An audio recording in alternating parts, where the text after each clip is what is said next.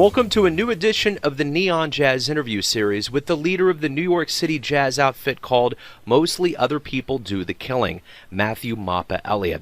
Over the course of our interview, he talked about the beginnings of the band from the Oberlin Conservatory days back in 1998 to the beginnings of the actual band in 2003. He talked about touring, their albums, the Ringo Starr of the band, what the future may be, along with much more. Dig this interview, my friends. Thank you for taking some time to talk with me. I appreciate it. Anytime, shoot.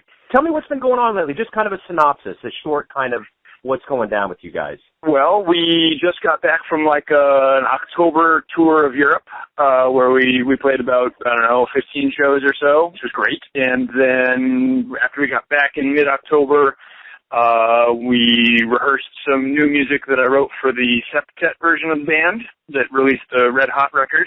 And on last Friday, we did a gig here in New York with the septet.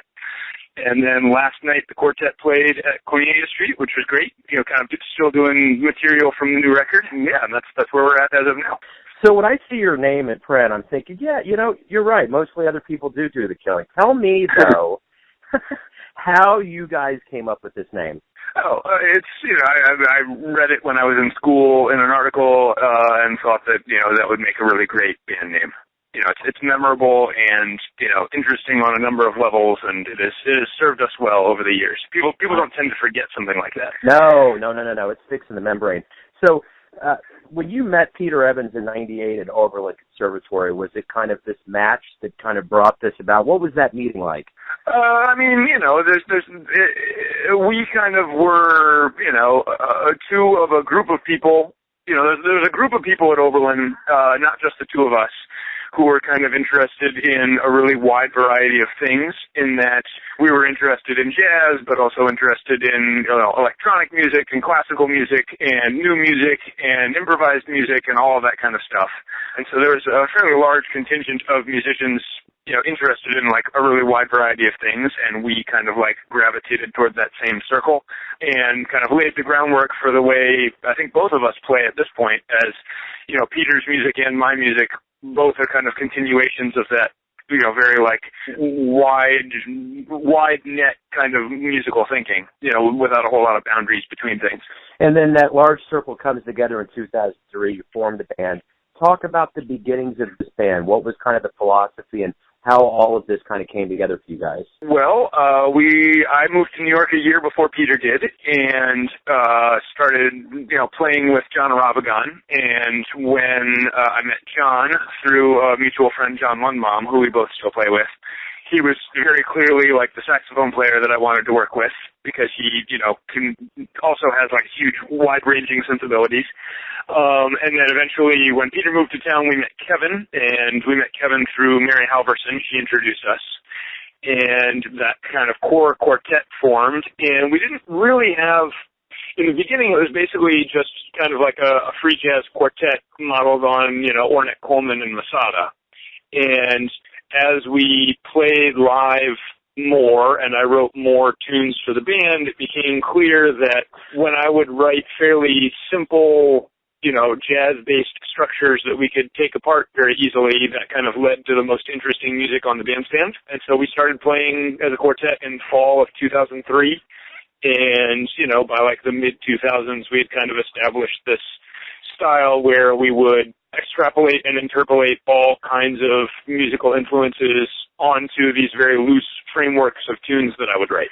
It's interesting. The one thing that I noticed in your guys' bio is you guys kind of have a Ringo Starr story. Ringo was the last Beatle, and Kevin Shea was kind of a last-minute replacement. Yeah. How much did he complete the band? How relieving was it to get someone like him to be kind of the completeness for you guys? Well, it's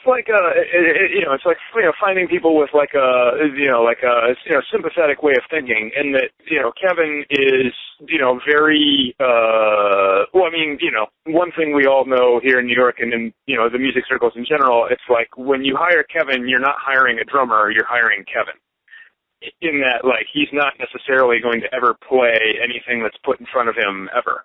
And that's kind of the exact interpretation of the way we make music in general. And that, like, I don't want to work with musicians who are going to play what I put in front of them. I want to work with musicians who are going to look at what I put in front of them and come up with things that are more interesting than I could have thought of on my own.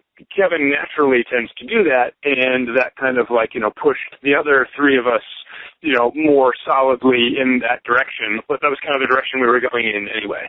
So he is, the perfect drummer for the band because, while he can, play, grooves and swing super hard, there's this constant, destruction going on, which prevents anything from ever really being solid and kind of ups the risk factor. Whereas, most drummers very kind of consistently and predictably will support and play behind the soloist.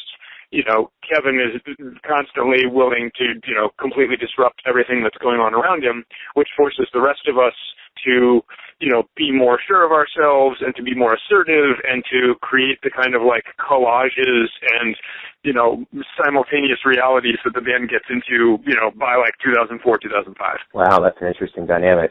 So it has been mentioned in your band's bio that there are songs named after towns in Pennsylvania. What's that all about? Since I was in college, I've been deeply suspicious of giving titles to instrumental compositions from, classical music to jazz, in that it kind of smacks of romanticism with a capital R, in that, the kind of 19th century ideal that pure music can tell a story, blah, blah, blah, blah, blah, which I don't really buy into because of the abstract nature of music. And so, I kind of realized that, you could call a tune anything you want to. And then, looking at composers like Anthony Braxton, who just attach, numbers to their pieces, or the classical idea of opus numbers is great.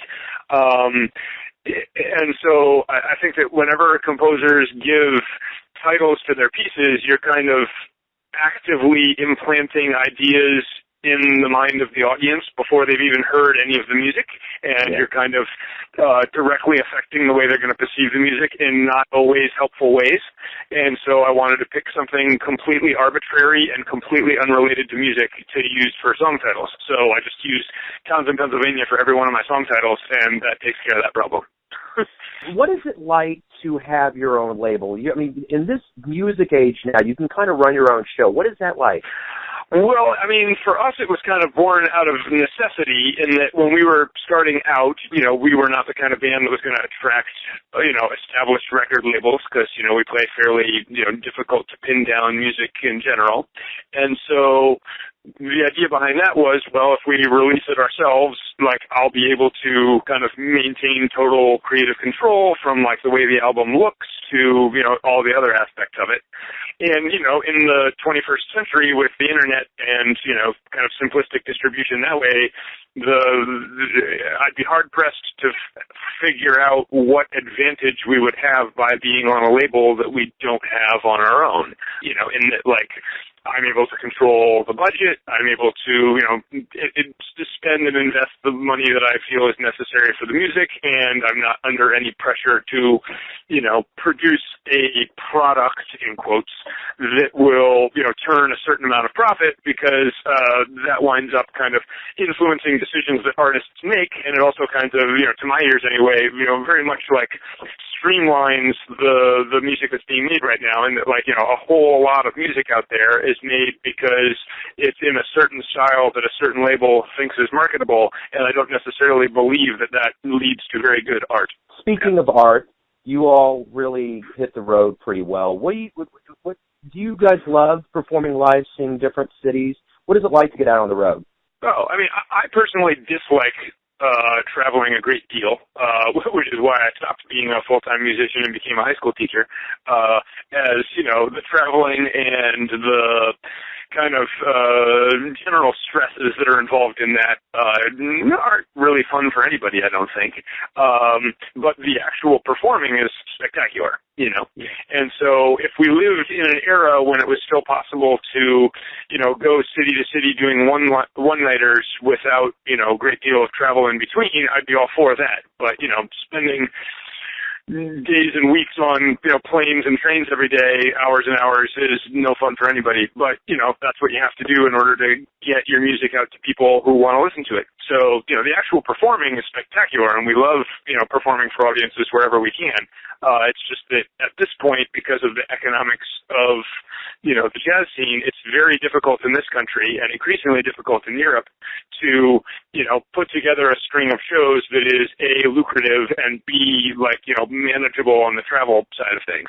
So, from my perspective anyway, I choose not to do that very often. In favor of just kind of, playing, here and there, like a tour here and a tour there with lots of time to decompress. I mean, there's a reason why rock bands will go on a, world tour and then disappear for 2 years. Yeah. Yeah. If it was fun, that wouldn't happen. Right. So that's interesting. You're a high school teacher. Do you like that? Do you like kind of getting into that mode? And so the kids know who you are. Obviously, you know the kids well. What's the symbiosis going on with you guys? I tend to not ever talk about that with my students. Sometimes they will do a small amount of digging online and figure out what I do outside of here. But, while I'm here at school, we're not focused on what I do. We're focused on, most of these kids don't know who Beethoven and Coltrane are, so they don't need to bother with what I'm doing yet. Right. That's right. We got to take care of the foundation first. Yeah. Well, that's interesting that you mentioned teaching. Who's taught you the most about music? Well, definitely my parents. My parents are huge, jazz and music lovers, and, from before I was born, they had, Miles Davis and Ornette Coleman playing around the house constantly. So I grew up in an environment where I just kind of took all of this music and its, greatness with a capital G for granted. And so, for me, I live in a world where the most famous, most important people are, Duke Ellington and Charles Mingus and Miles Davis, and those are the people that were talked about in my house all the time.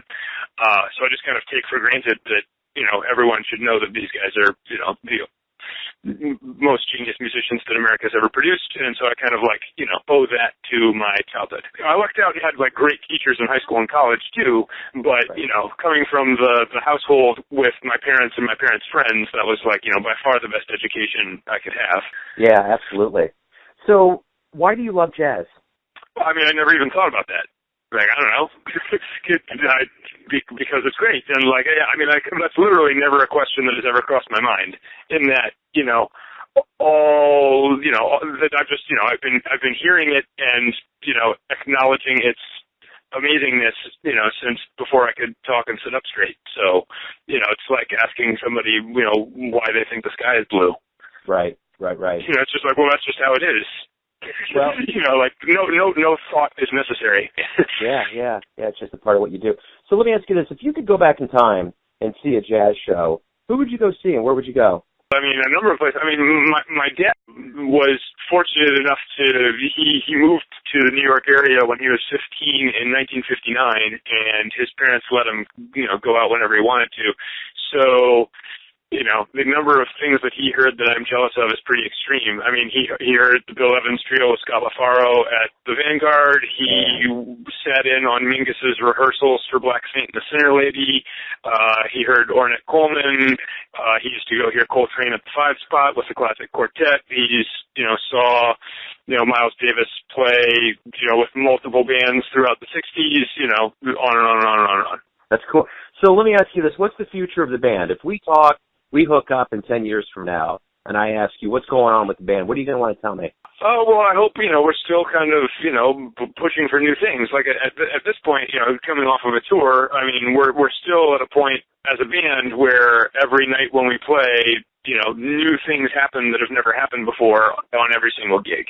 So, we're not even remotely near repeating ourselves. We're still in a phase where every night has new explorations and new ideas. And we just played last night and several things that had never happened before happened in both sets.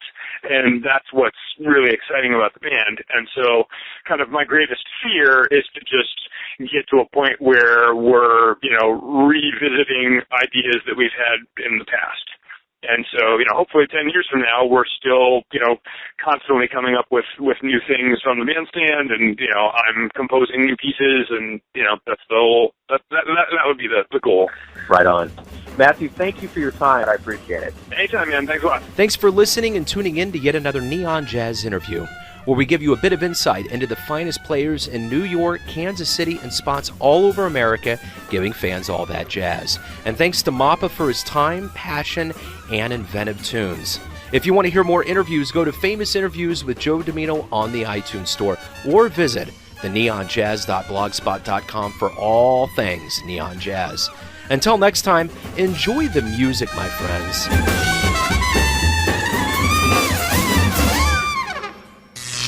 Neon Jazz.